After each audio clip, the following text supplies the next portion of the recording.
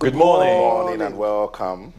Hello everyone, welcome to Sports This Morning. It's the first edition of the week and we're ready to be here to do what we love doing. I am Yemi Adebayo. Many thanks for staying with us. Hello there once again. Welcome to the show. I'm Ayotunde Balogun. It's still an action-packed world of sports and sporting greetings to you out there, wherever you are watching Channel Sports This Morning. I'm Austin Okonakman.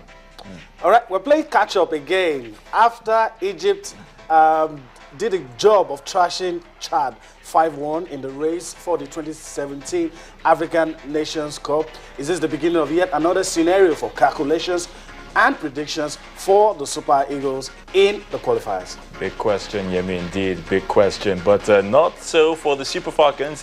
Joyous news concerning them. Well, they have made a statement as a powerhouse in African football yet again, as the ladies wallop host Congo with ease at the ongoing 2015 Africa Games in Brazzaville. The men giving us some sort of worry, and the ladies going out there to get a job done. We'll still stay with the ladies, but this time the 2015 US Open. What a clash we have in our hands when Venus, we go against Serena Williams in the quarterfinal of this year's event. But the question is, can Venus Williams in any way go against her sister and stop her from winning a calendar Grand Slam?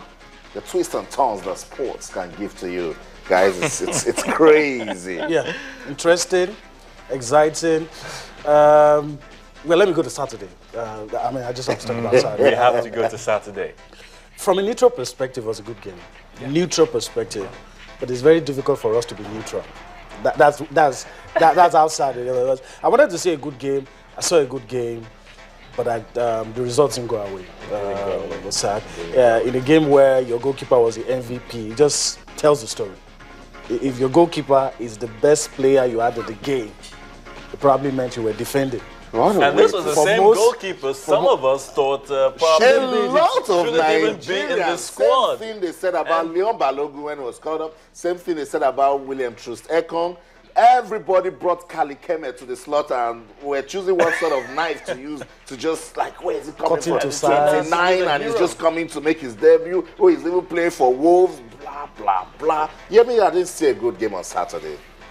And I'm sure Ayotunde didn't see a good game on Saturday. Well, you didn't see the sort of Super Eagles team that you were expecting after that flat game against Chad in Kaduna. Got the victory somewhat. And again, brings into perspective, we might keep talking about some names and how they're not giving their best for the Super Eagles, but that's all we have. That's how much we've limited our football. Imagine you making, you can't even think about it being a tactical change at the 36th minute. Something is wrong. Who did Sunday Olise put his faith on that shouldn't be believed in? Well, I think for Sunday Olise, well, we all have to say that it is his first game. I'm not holding forth for him now, but you know, it's the first game. You would expect something like this to happen. I personally, for one, felt that was what was going to happen in Tanzania, because you could see a whole lot of, I wouldn't call it stage fright, but there was a little bit of uncoordination at some point, and even Sunday Olise himself would have thought, okay, all right, what do I do now? In a way, after the game, I'm happy with the results because it does two things. It doesn't make us gloss over the weakness of the team and the problems that we've always had, not having a creative person in the midfield and not having a striker that can get us goals even when we're not playing. Those are the two problems. I don't have a problem with the goalkeeping department. I never had a problem with the defense. You know, we weren't under. It didn't. I talked about playing well and getting the result. But we all agree that, okay, if we don't play well, let's just get to play well. But in this case, it's too early. We didn't play so well, and we didn't get the result. We didn't play so well. I think there was too much pressure on the guys that played up front. Yeah, there was too much. Listen. There was too much pressure on the guys playing up front because there was no service from the midfield. We have a lot of good, combative midfielders. We don't really have creative, and even the guys up front didn't really cover themselves in glory. So if I was to divide the game into halves, I'll say Kali Keme in your picture did well. Outstanding. For me, the four defenders on the night, above average performance. Not Kenneth Omeru, Yemi Adebayo. For me, for me, above guys, slightly above average performance. But when you get to the midfield, maybe I'll just single out Obiora and Wanko. Then the others, I don't know. Again, I said no midfield at all. Anyway, let's not trash everything. Let's not trash everything in one fell swoop. I'm sure definitely will. You know, I said it that after this game, we will come back here, and whatever the outcome, there will be criticisms, you know, for or against. If we now the criticism has already started. Are you reacting? Even because he's trying to be optimistic, it doesn't stop the fact that his calculator is not far. And after the second game, that's the sad part. That's the sad part. But I'm sure it's a passing phase. Early days, we'll get through it. It's early days, like I said, for Coach Sunday Olise. Let's give him the benefit of doubt. Okay. It's not early days, Ayotunde. Some teams are already out of this qualification round. It's not early days. If we had not won the game against Chad, say you drew the game against Chad in Kaduna, we're in serious trouble. There you go. Then you know that there's problems. It's all about the word if. We knew before we went into that game that all the group leaders will qualify, two best losers, and it's now looking at, we'll have to play against Egypt before we know what's going to happen. Exactly, that is what's going to happen. Well, I want to believe they're back in the country now, preparing for a friendly against the Niger Republic.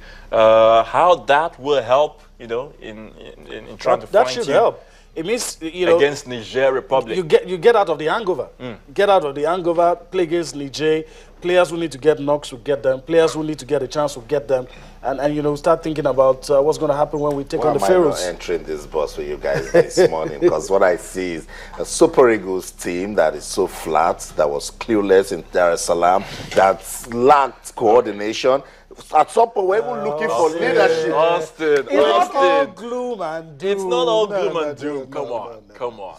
What are we saying? This There's is no the Super Eagles of Nigeria. There was no That's positive. what I want us to always know. This is the Super Eagles We of know that. Nigeria. Have you forgotten that we're not good travelers champion of away Africa. from home?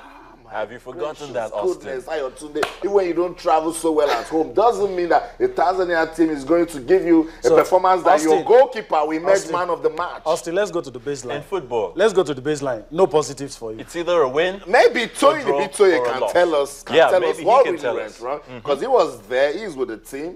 I don't know, but No. Is there any positive? not from me.